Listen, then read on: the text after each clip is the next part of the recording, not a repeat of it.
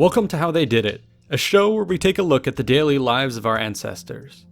Today we'll be joining the children of history to see what it was like growing up Aztec. A huge thanks to our sponsors, the Great Courses Plus, for making this video possible. The birth of a child was a momentous occasion for an Aztec family. Revered midwives would be present to provide their expertise and guidance in delivery. These women also carried out many of the important rituals accompanying a birth. When the baby emerged, the midwife would cut the umbilical cord, which would be preserved. Later, the umbilical cord was to be ritualistically placed in the hearth for a girl or on the battlefield for a boy. Presents would also be given to symbolize their future roles in society: shields and arrows for boys, spindles and weaving instruments for girls. The baby was then washed and prayed over, while the midwife greeted the infant with a long speech warning of the sorrows and dangers of life.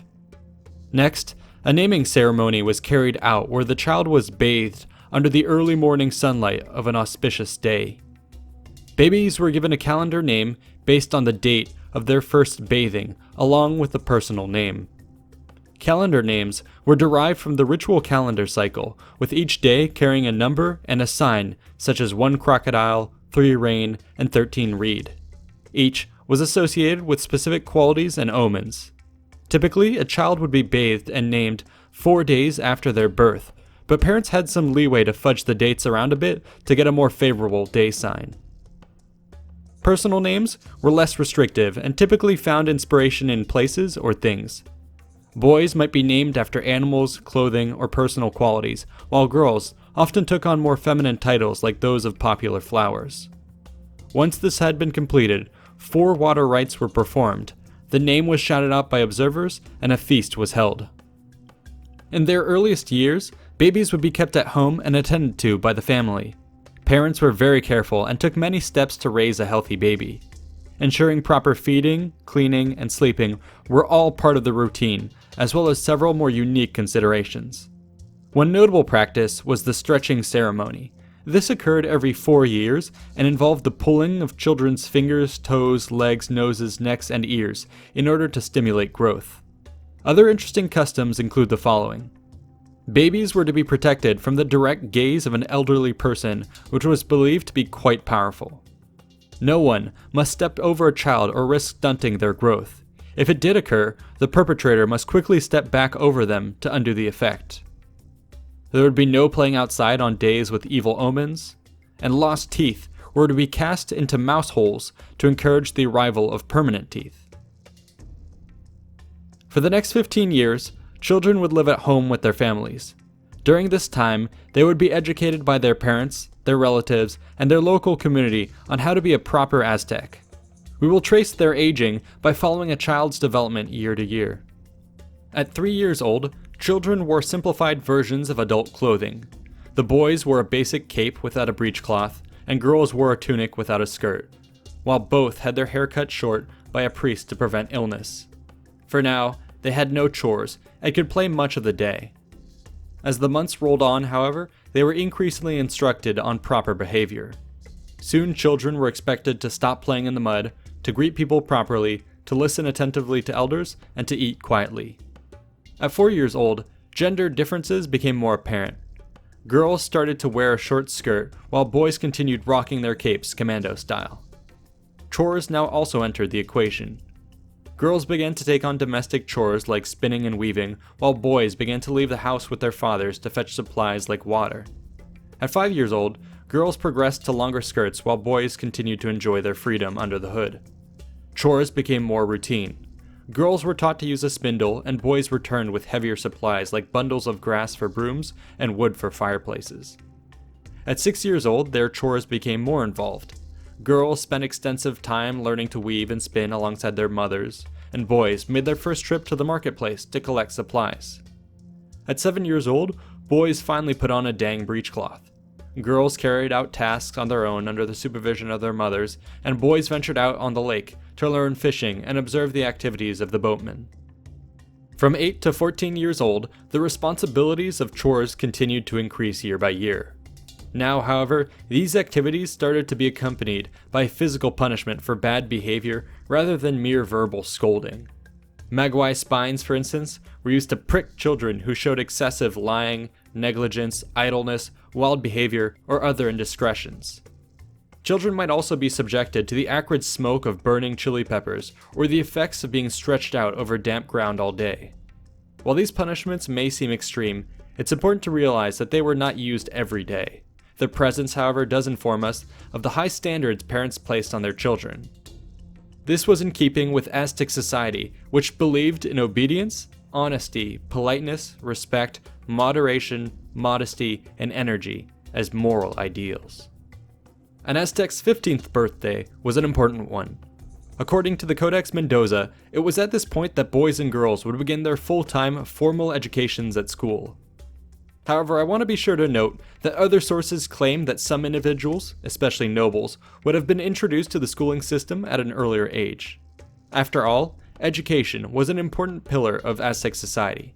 In fact, attending these institutions was compulsory. This idea of universal schooling is actually quite modern. There were several different types of schools available. These were separated into two groups, one for boys and one for girls. The boys were educated on matters related to their various societal roles and would take up residence in the school dormitories. The girls were mostly educated on matters related to the domestic sphere and would return home in the evenings. Past this gender divide, there would be another form of separation based on class. The Calmecac was for elites, while the Telpushkali was for commoners. The Calmecac was a religious temple where youths would be taught to occupy the highest positions of authority in society.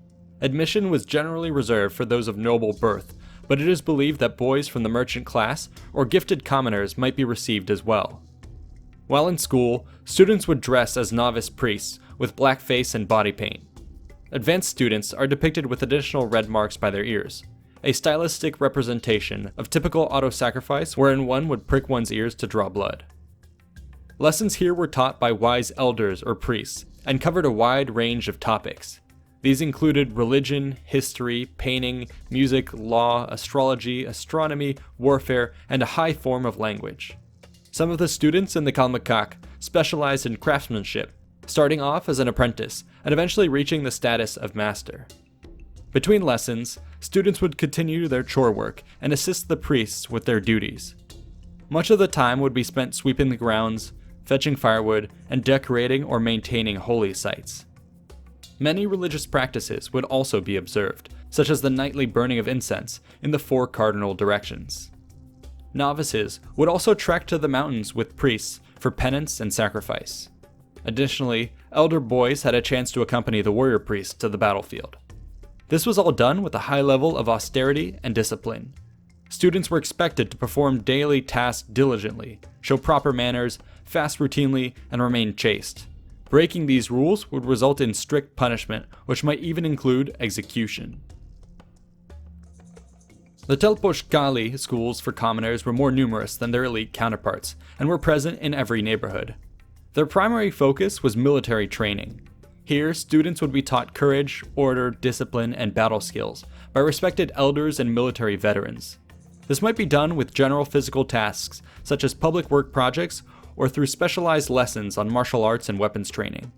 Direct exposure to the Aztec military in action was also a key feature of their education.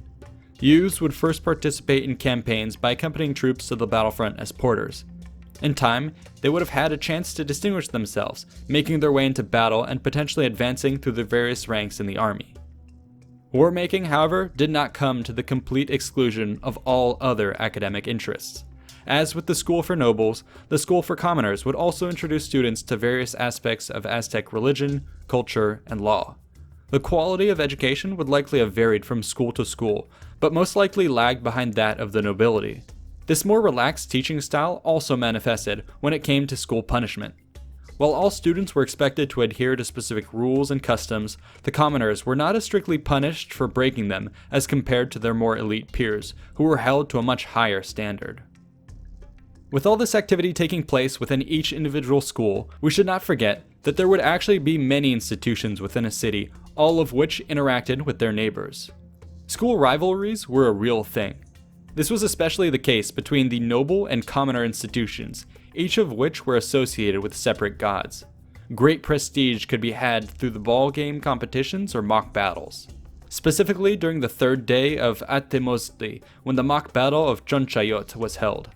The Calmecac and Telpochcali youth would square off with bound bundles of staves.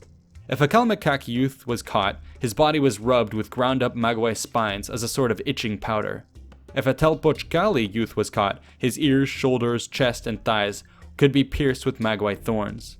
Each group attempted to drive the other back into a base, a temple and palace respectively, which the winning side would then symbolically loot.